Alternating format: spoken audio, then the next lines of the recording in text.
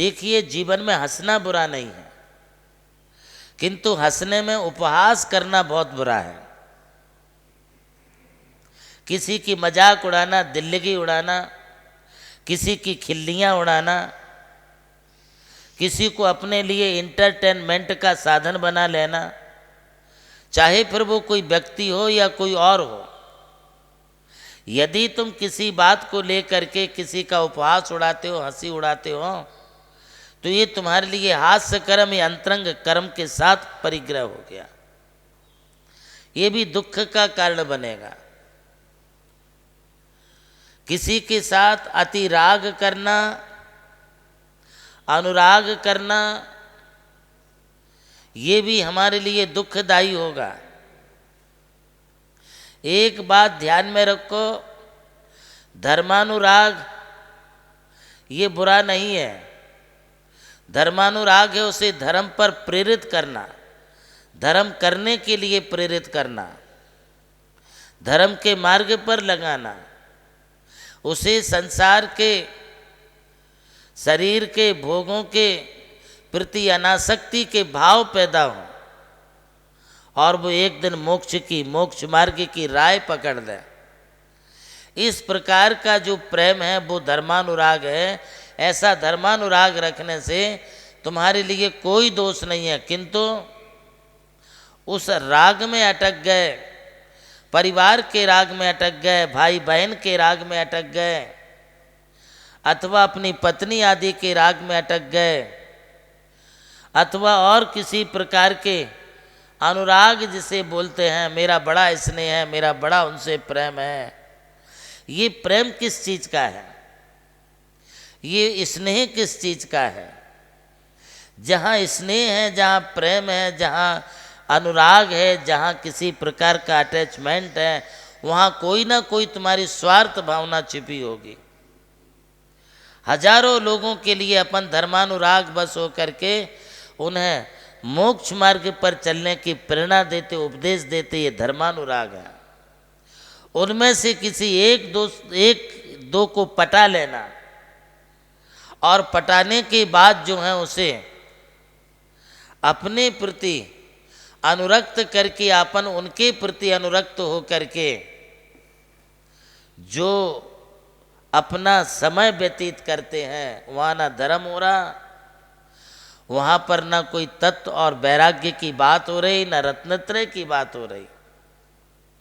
वो राग अनुराग संसार का राग है, वो संसार में अपने लिए डुबोएगा। जिस प्रकार से राग एक प्रकार के कर्म बंध के साथ संसार का कर्ण होने के कारण परिग्रह माना है, उसी प्रकार द्वेष भाव, अरति भाव, ये भी तुम्हारे लिए संसार का ही कारण है। किसी से राग और द्वेष तो रखना ही नहीं चाहिए। अगली बात आती है साधुओं के लिए शोक और भय।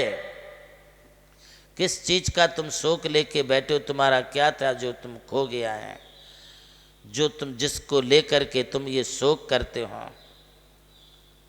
उसमें शोक नहीं करना चाहिए। अपने लिए जो है किसी प्रकार का मन में खेद नहीं करना चाहिए। अरे अब मैं क्या करूं, अब मेरा क्या होगा, कौन मुझे देखेगा, ये शोक है। यदि तुम आत्म साधना में लगे हो तो फिर तुम्हें कोई भय नहीं। ये भय भी एक प्रकार का दुख का कारण परिग्रह है। इसी के साथ किसी के प्रति जुगुप्सा और गिलानी रखना। धर्मात्माओं से हमारे लिए प्रेम रखना चाहिए, किंतु वो वात्सल्य नहीं। उनके प्रति हमारी गिलानी और घृणा के भाव है, हट हट तो दूर रह दूर रह। ये भी साधु पद में योग्य नहीं है। एवं स्त्री भेद, पुरुष भेद, नपुंसक भेद संबंधी जो भाव हैं, वे भी अपने लिए अंतरंग के परिग्रह के कारण है। ये बहुत सूक्ष्म बातें हैं, ये हर एक के लिए समझ में नहीं आएंगी। जो ज्ञानी हैं, जो विचारवंत हैं, जो विवेकवान हैं, वो ही मात्र इस तत्व के लिए समझ सकते हैं। हमें जीवन में इन सब प्रकार के परिग्रह से बचते हुए मिथ्या मान्यताओं से भी दूर हटना चाहिए। किसी भी प्रकार की कोई मिथ्या मान्यता को लेकर के यदि हम चलते हैं, वो अनंत संसार का कारण है, वो हमारे दुखों का कारण है। इसलिए अनंत संसार के कारणीभूत उस मिथ्यात को भी त्याग दें। एक मिथ्यात के कारण ही मरीचि अनंत संसार में भ्रमण करता रहा। यदि वो मिथ्यात नहीं होता था तो वो आदिनाथ के काल में ही मोक्ष को प्राप्त हो जाता था।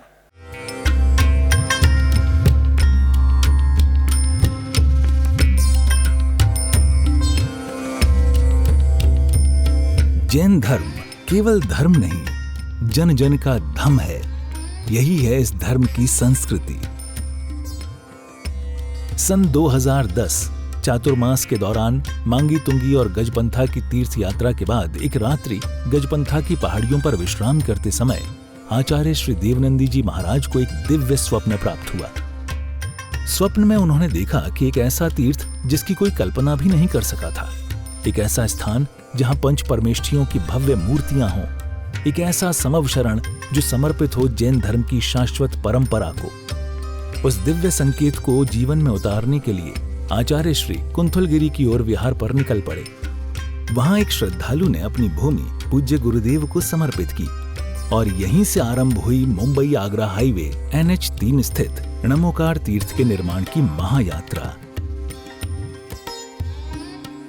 ये वही भूमि है जिसे राम टेकड़ी कहा जाता है, जहां भगवान रामचंद्र जी ने 12 लाख वर्ष पूर्व तपस्या की थी। आज यही भूमि बन रही है जैन संस्कृति का जीवंत प्रतीक णमोकार महातीर्थ। यहां बन रही है 51 फीट ऊंची अरिहंत परमेष्ठी की मूर्ति, चारों दिशाओं में 31-31 फुट ऊंची अन्य परमेष्ठियों की मूर्तियां। कुल मिलाकर एक अद्वितीय समवशरण की रचना है जिसका वर्णन Guinness book of world record में दर्ज हो चुका है।